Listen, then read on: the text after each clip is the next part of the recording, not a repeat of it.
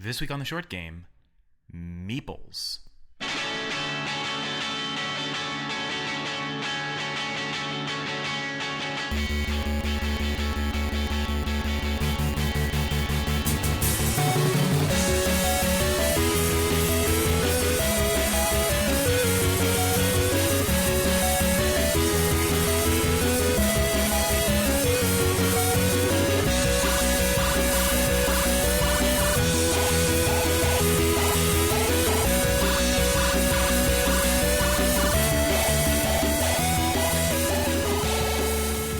Welcome to the short game. This is the show about fitting games into your life. Mostly video games, but we're taking a little bit of a different tack this week. This is our first board game special. This week on the short game, we're going to be discussing board games. Short board games, or at least board games that you can cram into a busy schedule, the same way that we talk about cramming. Cramming is the wrong word, isn't it? I don't know if I like the word cramming, but we're sliding it on in. How about that? We're going to talk about the slipperiest of board games. Those board games that you can squeeze into the tightest of schedules. You know, not all of us really need the... never mind. Yeah, cram makes it sound like it's like something that you have to do, not that you want to do. Makes it sound like there'll be a test on Monday. Yeah. This week on the short game, we're going to be talking about board games that you can fit into any schedule.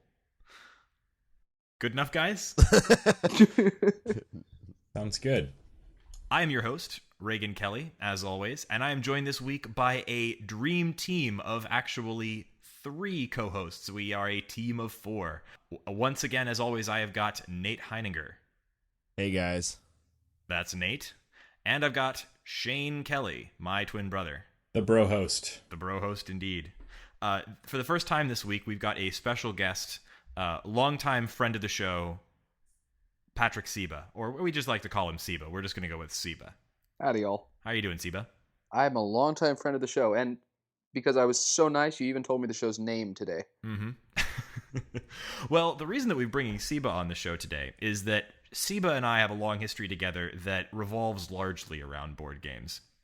Seba is a really, really, really brutal opponent in pretty much every board game that you can name. And I've played, I'd say almost half of the board games I've played in my life have been with Seba. That's probably not quite true, but a whole lot.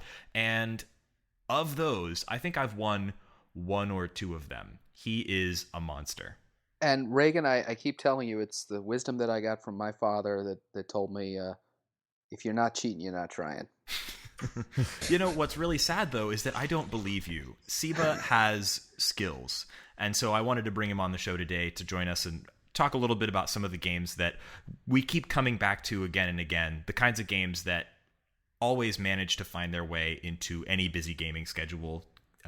So we've each kind of picked a game to talk about a little bit in depth, but before we do that, I wanted to sort of see if anybody had any ideas about what types of games really appeal to them these days. I know that for me, when I was younger, in college or hanging out with Seba, for example, and Shane, and in those days, I had a lot more time on my hands, and we could commit ourselves to really long games, and we could learn new games that were extremely complicated and had a lot to them.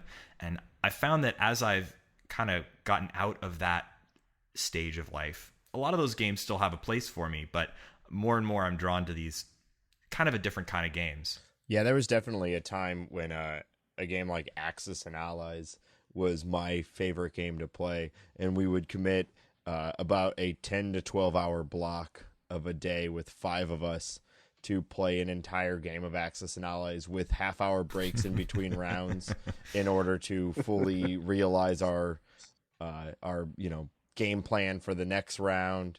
We had a pretty elaborate system, and it's certainly much harder to find an entire day with 5 people all free. Yeah, I mean, the costumes alone take a long time to assemble. Well, for what it's worth, we did do one game where everybody wore hats that had something to do with the country that they were playing, and you could only drink a drink that was, associated with that country. So like the people playing the Soviet Union were only drinking vodka. Holy shit! Talk about a handicap. Yeah, Nine and a half hours later, the Soviet Union was in the emergency room.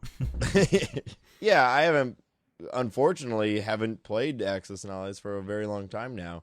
Now, I've certainly played a lot of other games, and I'm sure we're going to be talking about a lot of those games tonight that I enjoy just as much, but you can finish in an hour and a half, maybe 2 to 3 at the most. I'll definitely give you that. We got friends that we enjoy playing board games with, and probably once a month we'll sit around and I'll get a text message, Friday or Saturday, and I realize that 6 hours of my life are going to be dedicated to board games, but that the game itself should only take about an hour and a half. That the socialization is just as important, but at the same time, and I don't want to steal too much of what I imagine is going to be Reagan's thunder, but the ability to pick a new game and immediately slide into it is absolutely critical. Because while we'll play one game over and over again, at the same time, you guys are assholes. For the podcast listeners, there were obscene gestures occurring just now. We won't recount them. No. Some of them were actually creative and required a decent amount of brain power to figure out just what exactly and how many people were involved in that one particular gesture. Mm-hmm. But yeah, I'm totally with you. I think that it's more than just how long does the game take to play that allows you to get it out and play it. Even if Axis and Allies took 45 minutes to play, it would probably still take an hour and a half to explain. And that's a big part of it too. In almost every board game I've sat down to play over the last few years, there's been at least some teaching component. Usually there's somebody new to the game who's sitting down with you. Or even if there's not, maybe it's a game you haven't played in a while and you kind of have to reteach yourself. So how easy the game is to teach is a huge part of whether it's something that's going to be in my rotation when I sit down to play board games with friends.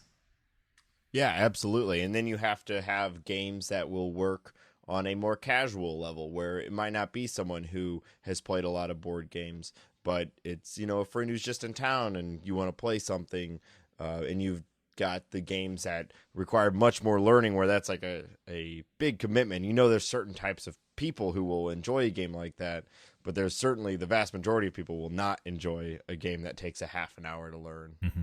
And we're in the middle of a really great time for board games. As all of you guys know, but for those of our listeners who maybe are more video game oriented and aren't big board game players, we're not talking about the kinds of games that you may have played as a kid. I know when I was a very small child, we would play Clue, which actually is still a pretty okay game, and Risk, which is has it's fine. Shoots and Ladders, Candyland. Yeah, that kind of stuff has its I am place still a fan of Yahtzee. The strategy is mind-boggling. You have to weight the dice just so. You would be the sort to weight dice at Yahtzee.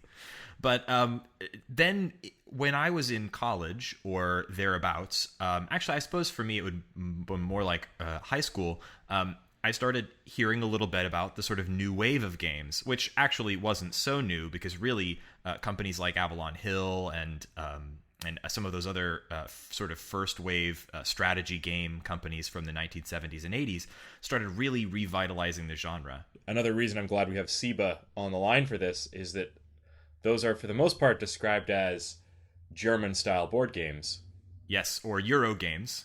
And Seba is a speaker of German, in fact, himself a German. So the European, but specifically, I don't know why it is that Germany created this sort of revolution in board gaming.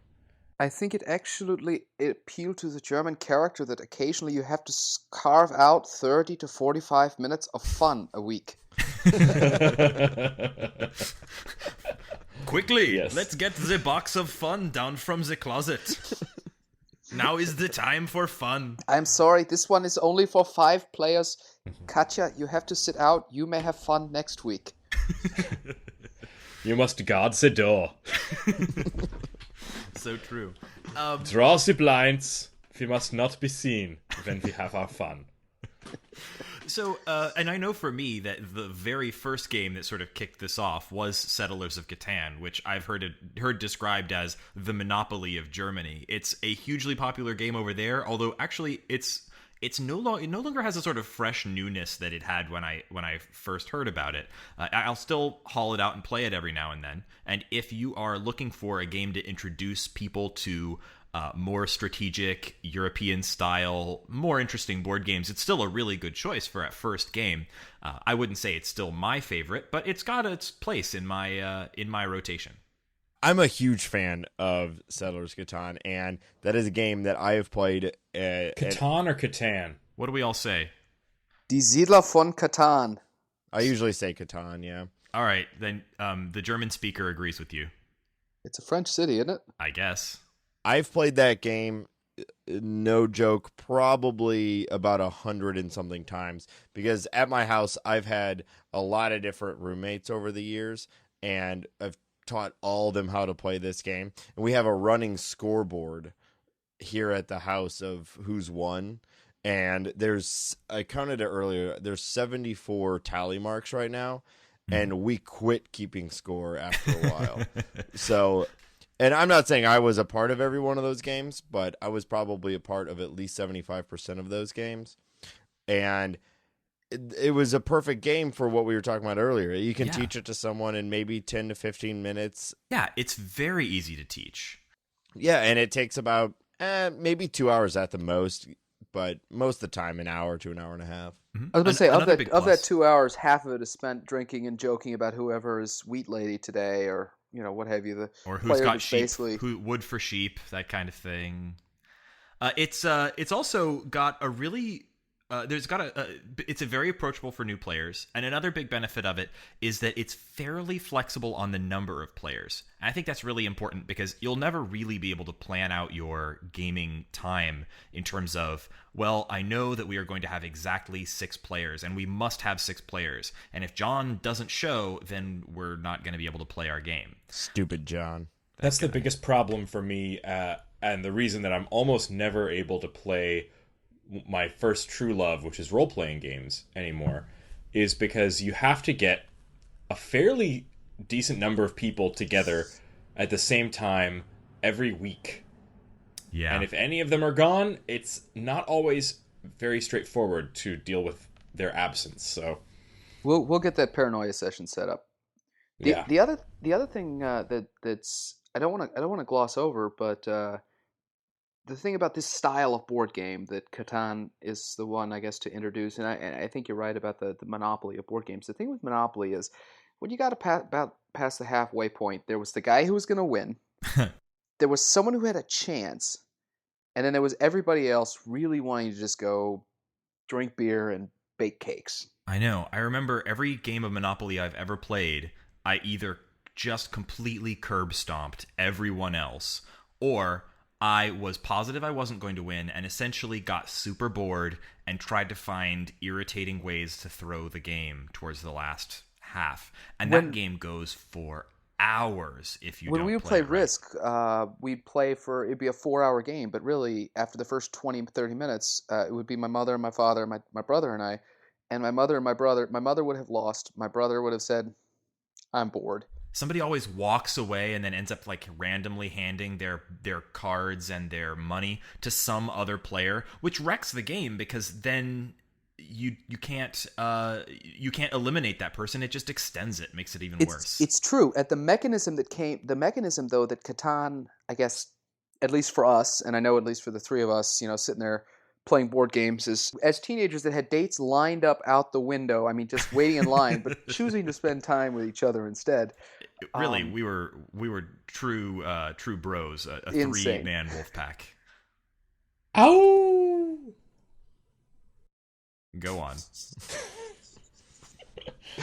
The concept that was interesting is, though, that Catan is weighted so that it's weighted against whoever's ahead.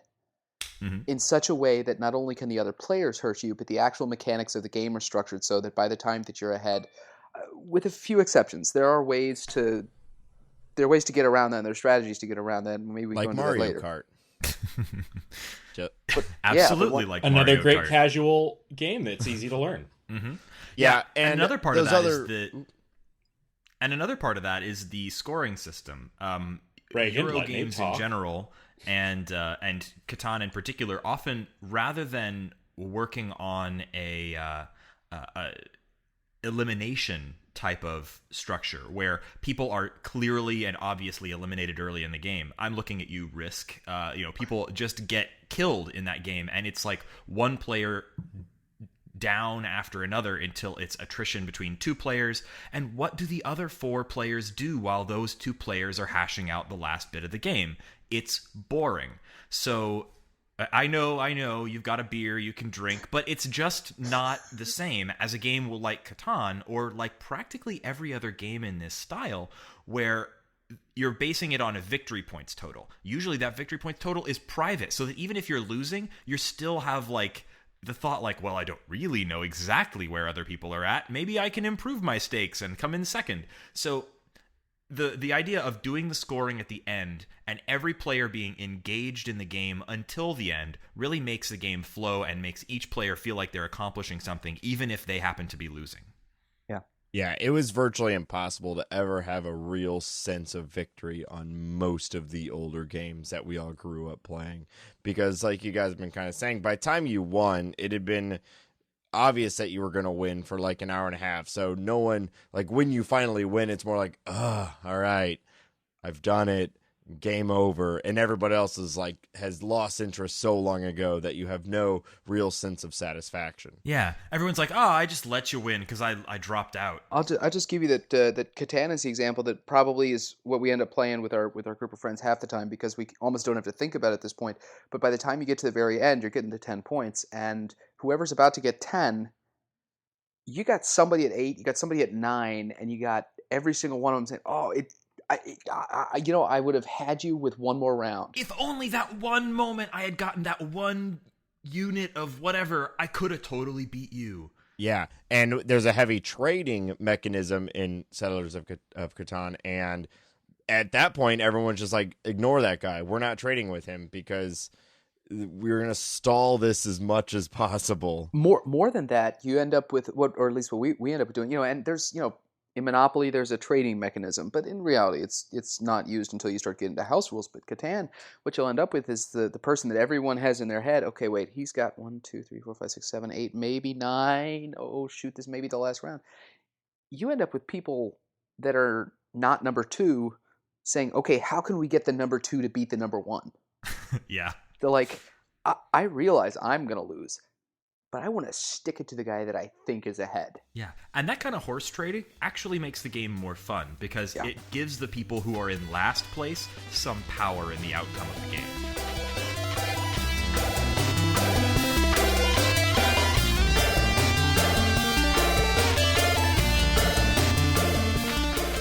So I think we've really identified one of the big themes of these sort of German-style board games, but there's another one that we're kind of dancing around, and that is that, like Monopoly or Clue, these kinds of games tend to have like a really strong theme to them. Like you've got a lot of American board games that are like quote-unquote classics, or traditional board games like everything from cribbage, backgammon. I don't know what cribbage is. Isn't that the thing with the pegs? Yeah. Okay. I own a set because someone gave me one for like a random gift, and it's sitting upstairs collecting dust because I have absolutely no idea how that game works or why one would ever play it. Yeah, I've got a really beautiful backgammon set, and I love it very much. The one thing I will say that if before jumping on too far, that you bring up backgammon and groups of people to play with, and Reagan, you touched on it earlier, that you play with Jamie at the end of the day more than anybody else because captive audience. Jamie is my wife. Yeah, and I do the same thing with my wife Heather. Not a captive. Games... Of course not. That would be wrong. But no. Texas is a community property state. I have half of my own freedom of movement and all that kind of crap. But half the time playing a board game means on a Tuesday afternoon or Tuesday evening that, well, I don't want to cook today. We're going to the pub. Okay. What game do you want to bring? Which means we have to be able to bring something like backgammon, which you can play almost blindly if you play enough games. But the alternative and the ability to bring a game, the quickest other game that will probably bring other than that game is Carcassonne, which it's great game. It's not mindless because there's actually a lot of strategy to it. But you can pick it up at the same time. You can kill the game in 10 seconds when your food comes. Yeah, behind Settlers of Catan, Carcassonne is probably the other game that I've played the most. Mm-hmm. Yeah. So if you're a big board gamer, in that sort of if you are into the board gaming hobby, then you're probably going to find most of the games that we talk about today not particularly surprising. We're going to be talking about a lot of these games that are really big popular games in the genre, and they're the kind of games that have been expanded on, have been imitated, have been adapted into. In fact, one of the things I was hoping we could chat about a little later would be online play, because a lot of these games have adaptations that'll let you play online with your friends. So if you are a board game hobbyist, a lot of the games we're going to be talking about probably not going to be huge surprises. That said, I think that we want to make sure that this is approachable for newcomers, and we hope maybe it'll still be interesting for you. If you are a true dyed-in-the-wool board gaming hobbyist, our intent is to do more of these board game episodes from time to time, and hopefully when we come back and chat again, we're going to have some more obscure picks, or ones that maybe are a little off the beaten path.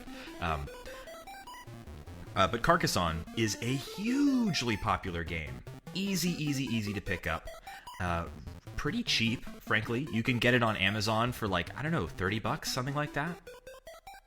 Yeah, Carcassonne was the first of this, world that I'd ever played. And from that moment on, I just have expanded and have a pretty large collection of my own at this point, in every single Carcassonne expansion that ever existed. Which, by the way, don't try to play them all at the same time, because it ends up being like a 5-hour mess.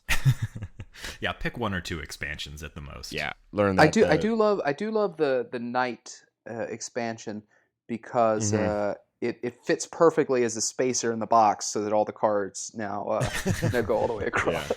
That's perfect. I actually don't own the physical version of Carcassonne, and I haven't played it in a physical version in kind of a long time, but they have such an amazing iOS version, for the iPhone and iPad. It's made by a company called The Coding Monkeys. They are really skilled developers from, I think, Germany, and they just built the most incredibly beautiful app. With art by the Icon Factory, if I'm not mistaken. Yeah, absolutely. The Icon Factory did the art. It looks gorgeous. It plays incredibly well. It has both in-person multiplayer, if you want to sit around an iPad and kind of pass it back and forth, or great over-the-internet multiplayer in the kind of, if you've played a game like Words with Friends or something like that, it has the asynchronous multiplayer style like that game does. It is absolutely an incredibly polished app. It has a price to match, but you will not regret buying it. It is an absolutely fantastic app. And actually, that was something I wanted to touch on. Obviously, we're probably going to be doing a show pretty soon here about iOS games, and maybe even about turn-based iOS games. But board games have been a huge area of development for online games, both on computers and particularly on smartphones and tablets, because really, there's almost no better way to play a board game over great distance than on something like an iPhone or an iPad. Just a few to name my favorites. I absolutely love that Carcassonne adaptation we talked about. Shane and I played a whole lot of an adaptation of Rainer Knizia's Samurai. Siba, do you know how to pronounce his name? Like German game designer? I think it's Rainer Knizia. I can look it up, but Rainer Knizia sounds about right. Okay, that guy's fantastic, and his game Samurai, I own it in a physical form, but I've played a ton of it on the iPad and iPhone. And there's many, many others. There's a fantastic adaptation of Small World for the iPad that only recently got completely redone from scratch as a part of a nice Kickstarter campaign. It's a fantastic app. Oh yeah, that version is now fabulous. Yeah, and you can play that over the internet with several friends on iPads. It won't play on an iPhone, which is a bit of a pain, but it really takes advantage of a beautiful iPad screen. And there's a ton of others. Space Hulk, for example, is a board game from Game Workshop that you can play on the iPad or over distance. with friends online, and it even has crossplay with the PC version. So there's a ton of great options. Also, if you, we're going to drop some links into the show notes for links to places you can play games on your computer, because there's actually quite a lot of really good web-based board game adaptations that you can load right up in your web browser and play great board games like some of the ones we're going to be talking about today with people on the internet, either your friends or just random strangers. I'll give you that. I'm looking forward to the iOS one, though. I have to throw out, as much as it I was ridiculously addicted to, then took a 6-month sabbatical, and then have not stopped since then, playing Hero Academy. Oh which my is God. kind of an angry Hobbit simplified chess game. I just went back to Hero Academy, actually. What's your gamer tag, please? I would love to. We'll share all that. I'll shoot you a note in the.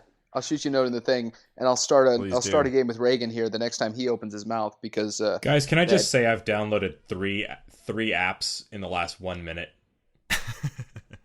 Yeah, there's a lot of really amazing apps in this category, and I hope that we can someday do a show going into more detail about them. But the meat of our show, I was hoping, would be talking about some of our particular picks.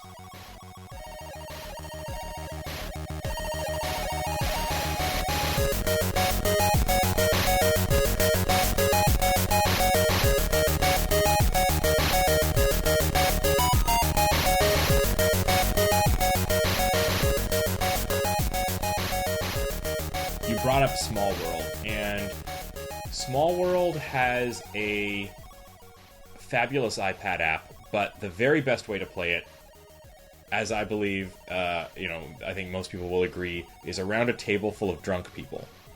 Absolutely. Small World is... Let's amend that to tipsy, because if you're truly drunk, you're going to be shit at it. Challenge accepted. Small World is a game from a designer called Philippe Kayarts. He's not German, he's Belgian, so I guess, that's a mark against the game. But it's a game that I would kind of compare to Risk in a lot of ways. It's a game of global conquest, but it is a fantasy game of global conquest where civilizations rise and fall for every player several times throughout the game. And it's kind of a... reading about the backstory of it, it's a follow-up. It's like a fantasy version of a game called Vinci. I never got to play Vinci. Or sorry, Vici? Vici? Yeah, as in Vini, Vidi, Vici. Well, I never got a chance to play that, but it looks pretty interesting. Small World is an absolutely fantastic game, though. It's a huge blast. I know that you, Seba, have a copy of Small World Underground, which is a follow-up to Small World. That's the version I have too. That's the one I bought after visiting you, and I told Shane earlier today I'm irritated because I have no idea who scampered off with it. Oh, bummer. Yeah, I've played Small World one time, and that was with Reagan. We should play that again. Yeah. So it's a game that I think is great. We've been talking about games that you can teach to someone easily so that you can actually have someone to play with. At least I think that's my interpretation of some of what we're talking about. Yeah. And I had that experience a couple of days ago. I had 4 friends over, and 2 of us had played the game before, 2 of us had not. And I think it's a good... it's a credit to the game when I say that the person that won was one of the 2 people that had not played it before. I think that really is a good quality in a game. You don't want a game that has has easy to execute but not obvious killer strategies. Unless I know them. Because if it has that, then the people who have observed those strategies will immediately trounce everybody. And that's no good. It's true. It is so much more fun to trounce people using a different strategy every time. As you well know. Yeah. But in something we haven't talked about, on that same note, though, one of the hallmarks of these games is that luck is no longer the dominant factor. True. It's not a Candyland where we are rolling a dice and moving 7 It's boxes. Or sorry, or anything like that. Yeah. Luck is a good leveling factor. Like, if you've got a bunch of people of different skill levels, having luck in play is a good thing, I think. And so almost all the board games I've ever played have some element of luck. Much more often than not. Luck is absolutely still a major player in virtually all these games, some more than other. But it's not just, I really, really need to roll a 6. I rolled a 6. Yay, I get to land on this and I get this card. Like, you might need to roll a 6, but you've got a lot of options, and it's how you built your, whatever, whether rolling a 6 is a good thing or a bad thing. Games where there is luck, but you make your own luck. I agree, but I'll give it one of the games that I really enjoy that either Reagan or Shane, mea culpa, gentlemen, I don't remember who it was that introduced it to me, was Puerto Rico. That I enjoyed. I have not played that in a while. Puerto Rico is extra difficult. Because there's no luck involved. There's not a single dice or card in the box, really. Correct. The mechanics of Puerto Rico are such that it is entirely strategic and based on not only the strategy that you put in play, but your read of the strategy of the other 2 or 3 players involved, which is fun if you're playing it 50 times with, if I'm sitting in a room with you gentlemen and we've got 20 hours to kill, we'll play Puerto Rico a few times. But if I'm playing with somebody new, it means that at the end of the day, they're at such a disadvantage, they're going to get their ass kicked the first few times. And they may not have as much fun. Yeah. Right. Yeah, Puerto Rico is a great game. It's a well-respected game, and it is absolutely a good game. It's fun to play if you know it and your opponent knows it. Absolutely. But it's a game that the first 2 to 4 times you play it, you're going to have a hard time, and you're likely to lose probably by quite a bit. So I think that's a great example of a great game that I don't think fits well into my current gaming lifestyle. And that's sad because I like the game, but I haven't actually opened the box. It's sitting on my shelf. Haven't opened the box in probably 2 years. Makes me kind of sad. You should go open that box. Go open that box, Reagan. Yeah. But Small World, back to Small World, I've opened that box 1,000,000 times. Well, not 1,000,000, but many, Tell us many about times. it, Shane. So, back to the things that I think make Small World unique. So, as I mentioned, it's a game of kind of conquest, of territory taking and gathering of points from that. And at the beginning of the game, you're going to choose a race, and the races are themselves sort of random. So every race in the game is a combination of 2 things: a noun, something like elves or dwarves, and an adjective like mounted or bivouacking or flying or underwater. So you might have the underwater dwarves or the flying elves. And so when you're choosing your race, you consider the benefits of both of those things. Every race has 2 unique attributes. So, for example, if I choose the Tritons, which are like fish people, then their benefit is that they can live in and colonize and move through oceans and lakes. But if I choose mounted Tritons, they can not only move through those areas, they can get a bonus point. Or I think the mounted is they're having, it takes 1 less of them to take over a territory that's a certain kinds of territory, like hills and fields. So the races are always really fun because they're kind of random. The art is silly, and the combinations themselves get kind of silly. So you might have flying dwarves, something like that. But something important to note is that you don't just have to take the randomly chosen for you combination. When you are choosing your race, you get a choice of at least 4 or 5, I forget, maybe 6 different possibilities. And some of them you have to pay out a little bit in terms of, paying victory coins up front, which puts you at a slight disadvantage in order to take possibly a better or more advantageous race. But they've really balanced it in such a way that you get a really good opportunity to get a race that's going to play well for your current strategy. So you get to pick your race out of a randomly generated pool of options. And even to that, there's an incentive because you're getting extra. I don't remember if it was cash or victory points, or if they were the same in Small World. It's the same in Small World, actually. Yeah, you get an extra victory point if a player is, or if a race is not taken after a certain point. So if everybody has skipped over the, I don't know, I'm going to make up sniveling loser druids. Yeah. If everybody has skipped over them for 6 turns, then there might have been actually a little pile of coins piled up on them. And you might take them just to get the little pile of coins. And you end up burning a turn, right at the end. But you burn that turn and you make more than you would have had you played something more advantageous. So they make it really fun to choose races. But then, of course, you have to play the races. Mm-hmm. And the territory taking is a really simple strategy, a lot like any of these kinds of games. If you could play Risk, you can play the combat elements of Small World. Combat is super fun, super simple, and low on the randomness. One of the things I like about it as opposed to a game like Risk is Risk, you're essentially rolling dice again and again and again and again, and the randomness gets compounded to the point where essentially the outcomes are barely even remotely predictable past a certain point. But in Small World, there's essentially no randomness. It's simply, you're essentially just comparing one number to another.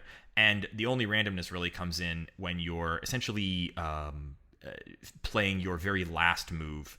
You get a possible dice roll to do a little bit of extra just at the very end of your turn. So really, there is some dice rolling involved in the combat, but it's super minimal. And it keeps it easy to understand what is happening and what is going to happen when you enter combat. You never enter combat wondering, will I kill this or won't I? It's always at least mostly clear.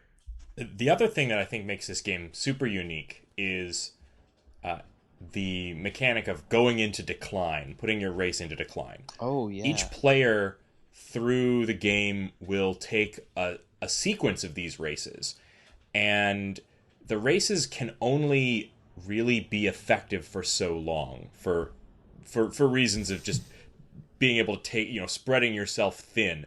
You're incentivized to take over as much territory as you can, because that's how you're going to get points. But as you do that, you're spreading yourself thinner and thinner and thinner. And in terms of, your fighting force. So once you've gotten a fair amount of territory taken over, it benefits you to go into decline. And that means that your race tokens are all flipped over. They can no longer do anything except sit there and barely defend themselves. But you get to go and grab a new race and field that onto the board. And ideally, you'll be able to do that several times throughout the game so that you get that sort of beginning of the game rush of new power several times. It really is a kind of a fun thing. And deciding when to do that is one of the most intensely strategic things in the game. Yeah, it can often kind of waste a whole turn to do it. So when you are choosing your new race and going into decline, you are basically skipping a turn to do that. So you have to do it very strategically in order to not lose momentum in terms of your points. Mm-hmm. I think Small World is a great pick. I've been playing that game for several years now, and it's got a number of expansions and a number of new versions. If you want to try it out without having to gather a bunch of friends together, the iPad version is top-notch. Absolutely a fantastic game. It's got a good AI that you can play against. It makes it easy to find people to play against on the internet. Each individual game, how long would you say it usually takes to play a game of Small World with, say, 2 or 3 players, Shane? Well, the thing about the iPad version is that it's limited to 2 players. That's not true anymore. What? Yeah, you didn't. Have you played it since the 2.0 version came out? I thought I had, but Shane, didn't you read the show notes? Didn't you? Okay. This is actually one of the great things about the Small World iPad game. The Small World game for the iPad was one of the very first board game to iPad game conversions. I remember playing it on my very first generation iPad, so it must have come out the very same year that the iPad first became available. It was a very early outing. And it was really great, but it had a couple of key limitations. It had no online play at all. It had a decent AI you could play against, but it also was limited to 2 players only. So you could only play against an AI or against one friend who is sitting right there with you.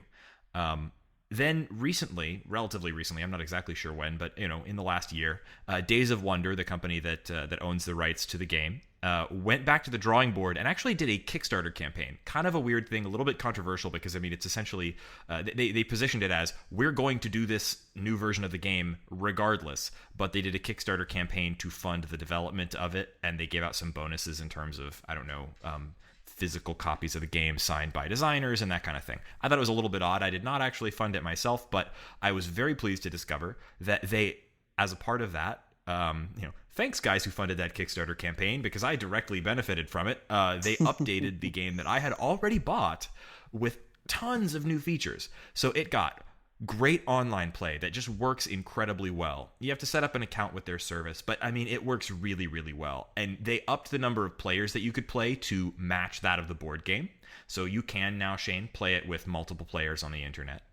I say finally, but I was so pleased with the game before that it doesn't matter to me. It's stunning. And the game really plays well with 2 players, but it plays really well with 4. I'd say that's the sweet spot for the game. I wouldn't gloss over that. The thing about Small World that you can play with is you can sit there and play with 2 people, which means, and bring it a little bit back to what you guys talk about week after week, of the ability to squeeze it in, which means, hey, I've got you for 45 minutes. Let's play right now. Mm-hmm.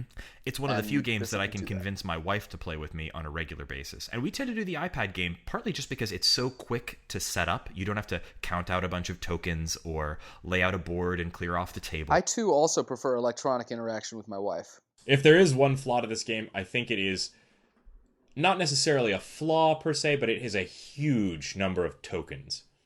They do make it reasonable to manage them, but you're right, it has a lot of little bits. Yeah. But sometimes that's fun, All the tokens are bright and colorful and have good art on them, and it's a fun game to manage, and they do a good job of putting it together. You get a little tray to keep your tokens in with little snap-on lids, so it's actually a really well put together game in terms of physical product. Great game.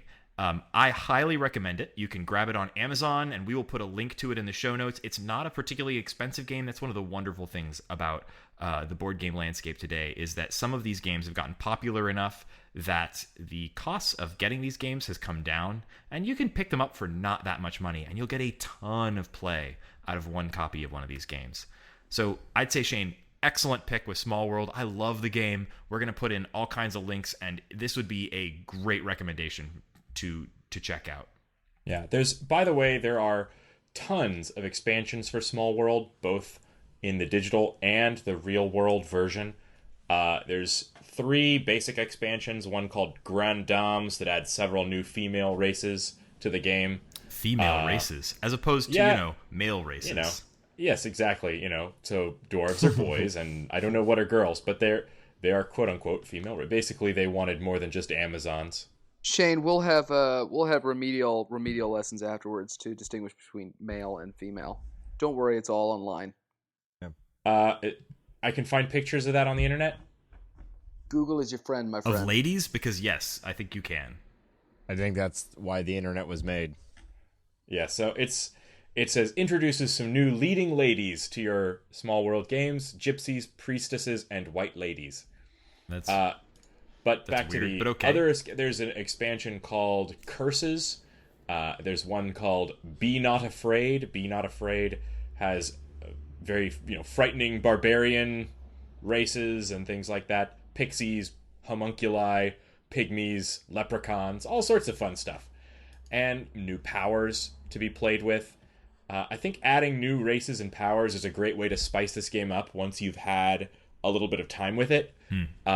Particularly because essentially certain combinations of races and powers really become the sort of key strategies of the game. I wouldn't say that it ever, because they get randomized, I wouldn't say that it ever feels like, oh, everyone knows that the guy who picks the flying dwarves is going to win, because you get this random combination. But it is nice to be able to throw new elements into a game that you've already played. Mm-hmm. There's also other expansions that kind of add new gameplay elements. One called Tales and Legends that adds these event cards that affect the gameplay, and all sorts of different things. Cool. Well, that's awesome. So So Nate, did you come prepared with a pick this week? Yeah, I quite honestly, I had initially thought about talking about Settlers of Catan, and because I've played that game so much, but choice. It dawned on me as we were all talking about it. Yeah, but it's obvious that is one of those like instrumental games, and I thought we had a pretty good discussion of it to start the episode. So I have decided that I wanted to talk about a game that's relatively new to my collection, but that I've been having a lot of fun with, and I think it fits everything that we've been talking about earlier, and that's called Ticket to Ride. Oh, have any of you guys such ever played this game? Yes, of course. Absolutely. Only got a couple of chances out there. I've played it probably 10 or more times. It was actually the most recent one that we taught our friends, and I've got 6 or 7 "Why don't you love me anymore" text messages of needing to play it this week. Oh, yeah, it's a very good game. And I don't think that there's an easier game to teach to anybody out there, or at least not that I've played yet. Carcassonne is easy, but it does have some intricacies. This game, it can't be any simpler. It was released in 2004 by Days of Wonder, who we just talked about with Small World. They've kind of got their hands in a lot of board game pies, it seems. Yeah, they're a great company to look to for these types of games, but specifically for these types of games that are on the easier to pick up side. Their games tend towards the not super crazy complex, easy to teach, nice, friendly, approachable art, reasonably priced. They're a really great company for this kind of thing. Not to mention the fact that they seem to be really firing on all cylinders when it comes to their iOS ports. Ticket to Ride is another game that has a great app version that we might talk about in a little bit of detail. Absolutely. I mean, the basic goal of this game is to build a very long train. You're sat in front of a map of, you can do the United States. There's a ton of different expansions out there with different maps of different countries. And players have one of 2 options whenever it's their turn. And that's either to draw train cards, those are handed in to build their trains, or build their trains. Now there's a third option, which is to grab more destination cards, which is another aspect of it. But for the most part, everybody will do one of those 2 things, and gameplay can fly by. You can play with 2 to 5 players, and even with 5 players, you might have a turn every 3 to 4 minutes once you've got a group that really knows. Yeah, it's a super fast-paced game. It's a little like, I think that Carcassonne is probably the fastest-paced game we've discussed. That game, it's just tile sometimes. Gets just really moving. But Ticket to Ride is also a game that just flies by once people really get into it. Yeah, and it has that kind of like masked who's winning element at the moment, because everybody has these cards that are hidden to everybody else, and their main objective is to complete routes from one city to another based on the cards that they drew randomly from the beginning of the game. And some of them may be very long routes, some of them may be very short, but nobody knows what routes you have, and nobody knows what your overarching strategy is. And so it might look like one person is doing very well, but they might not actually have that many completed destinations. And so it's really hard to tell who's winning all the way through. It does have that sort of, some of your objectives are secret, and so some people might be able to tell that you are doing well, but they might not exactly be able to tell how well, because a lot of the things that you're trying to achieve, the destinations on your tickets, are known only to you until they happen. I'll give you that, and I admit I have not played the original version. Yeah, but, and we have 2 of the expansions that are great in that you're right. You may not know the objective, but the objective may be from Moscow to Lisbon, right? Well, you get halfway there, and everybody on the board knows where you are. And the way that the board themselves are set up, you're going from city to city to city to city. The center of the board is the absolute most complex, convoluted mass of it. So people are able to basically stand in your way. They're able to, with their turn, give you the finger and force you to go around. It's not that they're necessarily killing you, but they're absolutely sidetracking you, even though they're only kind of halfway guessing as to what you're trying to do. A lot of good player interaction in that. Yeah. That's something else that I think makes a good game is I think that's the one of the players bigger sort elements of directly interact. Yeah, I think it definitely can be a challenge for new players when you've got a game that's not necessarily that's extremely kind of competitive in the way that Ticket to Ride is. I would say that Ticket to Ride might be more competitive even than the game that I chose, Small World, in terms of your ability to really mess with somebody else's strategy. But maybe it's just that it's not a straightforward you and me up against each other on the battlefield. So when you get into these games that I think they're a little bit less accessible for the brand new player, they take a kind of an approach of combat or versus gameplay, not combat. That's not a straightforward you versus me. I've got more guys than you, and that takes a lot more analysis of the situation, I think. Yeah, I think this game, though, like, there's definitely an element of I'm going to build this so that you can't. But for the most part, you have a finite amount of resources. And for the most part, your main goal is to complete your own tracks. And if you can, in doing so, severely hinder another player, you're going to do that.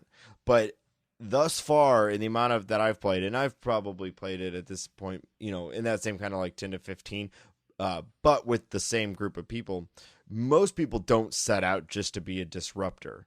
Yeah. You can play that where you have no overarching goal. You are just actively building where everyone else wants to build to stop it. But I don't know that would necessarily be a good strategy, maybe with a smaller group.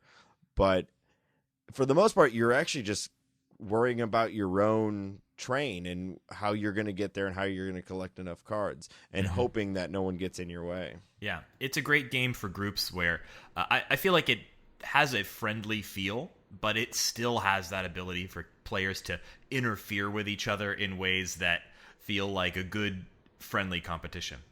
That sort of contrasts it with games like Puerto Rico, where I feel like there's very little interaction between the characters, or the players, excuse me, because a game like Puerto Rico, everyone has their own strategy, their own sort of board. I mean, that actually is an extreme. Each player has their own separate board. You're not even playing on the same board, so it's very difficult for the players to interact with each other. It feels at times a little bit like sort of, multiplayer solitaire. But Ticket to Ride is a great example of a game where the players are directly butting heads, but in a way that doesn't seem directly combative. It's more like, oh, why didn't I foresee that you were going to do that? That kind of thing. Or I should have built that first. Well, that's the issue. And it speaks to what Shane mentioned a little bit ago of it's not about combat. It's I'm building my route.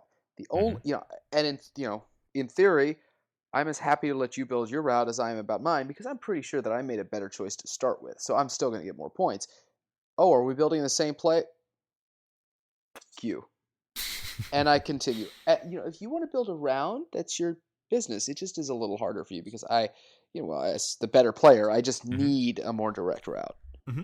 So Ticket to Ride is absolutely a fantastic choice. And actually, this is an interesting one. I don't know if it's just that that company has done a good job of making partnerships and that sort of thing, but the prices on their games are very reasonable, and they've been starting to get them into a lot of places. I've seen Ticket to Ride on sale in the board game section at Target, which blew my mind because it was sitting right there next to, Trivial Pursuit's Twilight Edition. And it's amazing that this nerdy hobby has suddenly began to find as much penetration into sort of popular culture as it has. So this is a game that you can find and pick up and play, right now if you want. And it's easily going to be a fun game. Speaking of Twilight Edition, didn't this have a version where you built a railroad on the moon? I think you're thinking of Age of Steam, which did have a version. I'm sorry. It's Age of Steam. While we're on the topic of train games, the very best game in all of gamedom is Age of Steam. It is not a short game. It is not appropriate for our show, but it is the very best game in all of board games. It is so dear to my heart. I love that game so much. And I don't care if it's complicated to teach and difficult to round up enough people to play. I will do it. I will grind you all into dust with that game. Challenge accepted. Such a great game. If I remember correctly, we've played that one time, and in fact, I was the winner. So yeah. Don't. I'm editing that out. No, Reagan, you taught me too. Oh my God. I never claimed to be good at games. I only enjoy playing and talking about them. I do want to put a note for what Age of Wonder has done with Ticket to Ride, in that it's the only board game that has actually, I think, moved my father to emotion.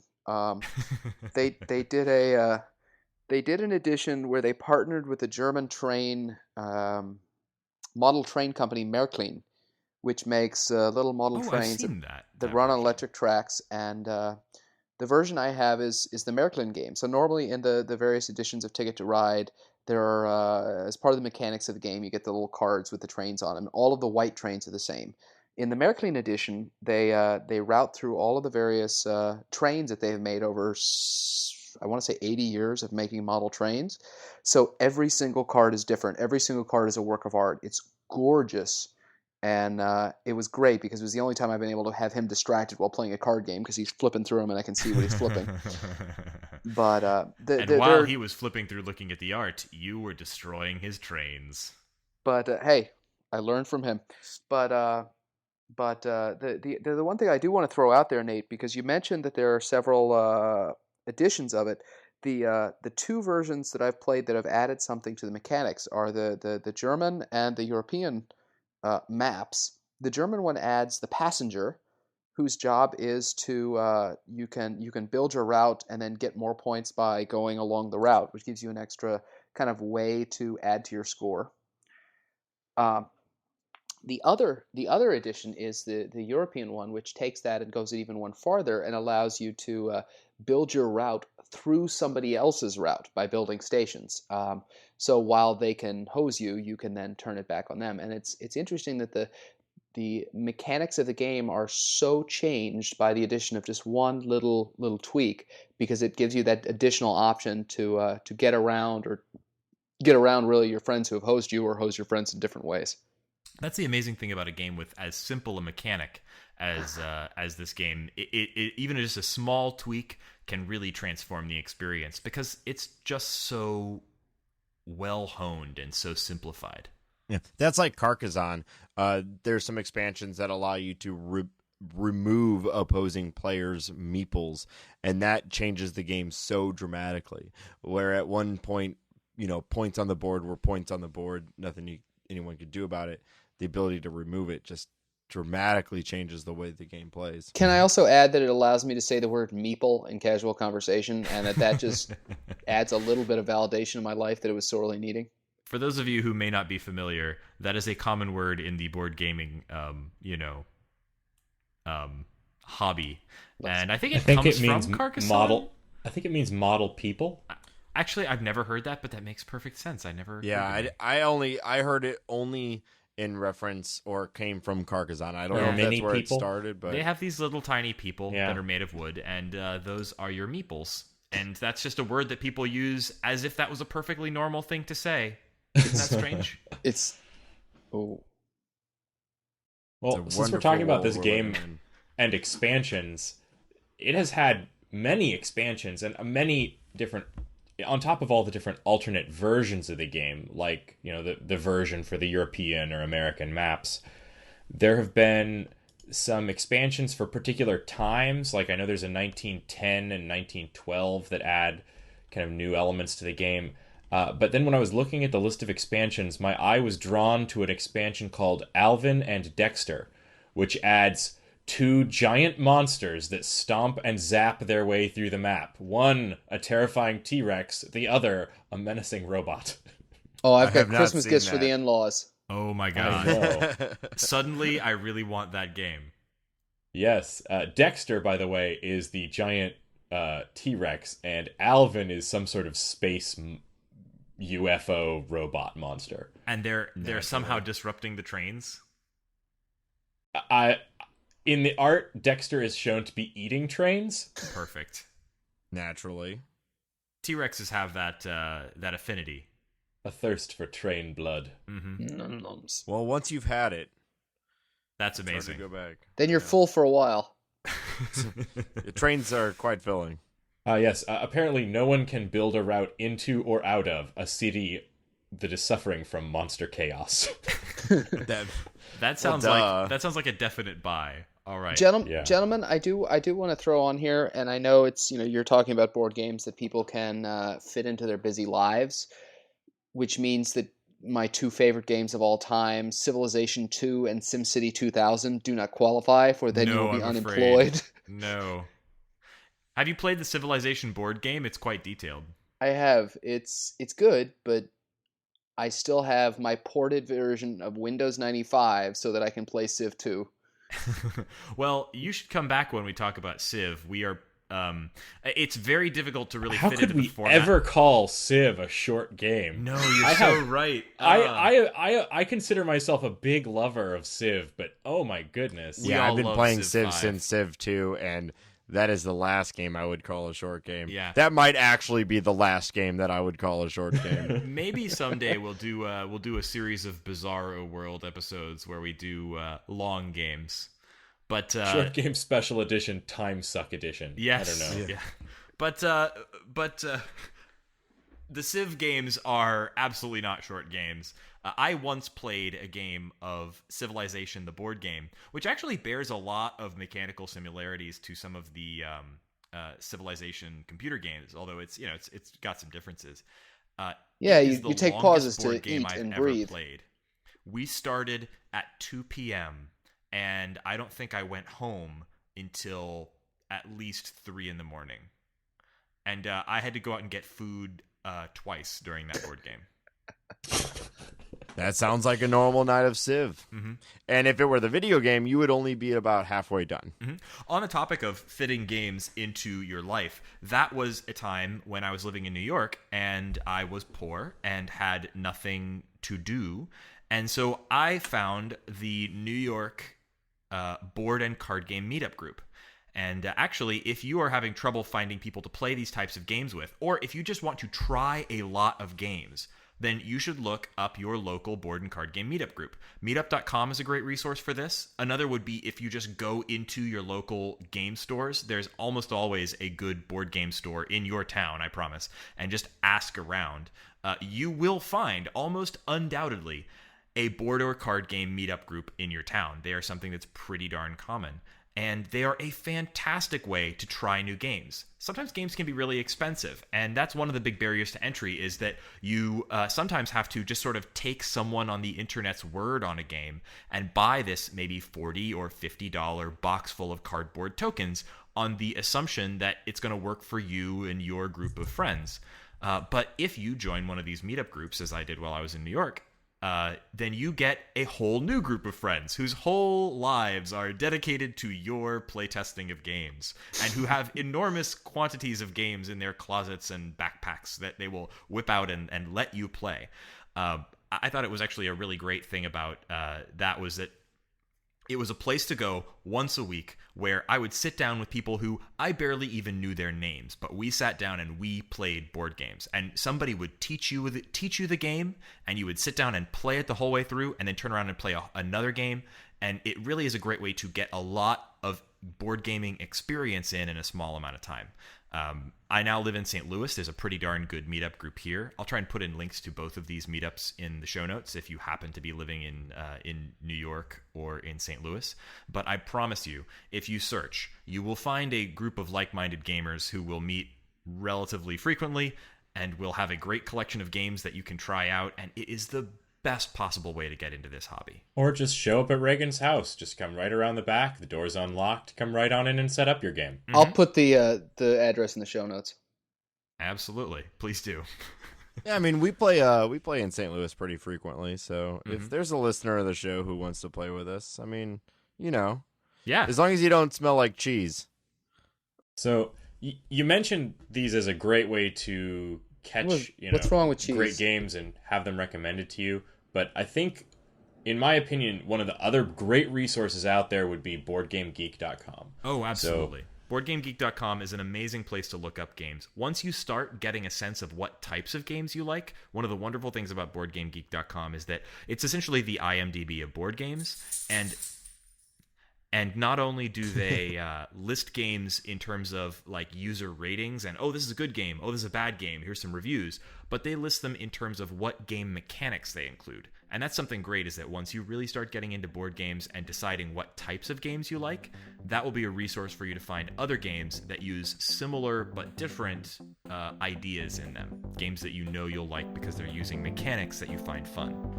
Yeah, I've made almost every one of my board game purchases from BoardGameGeek.com.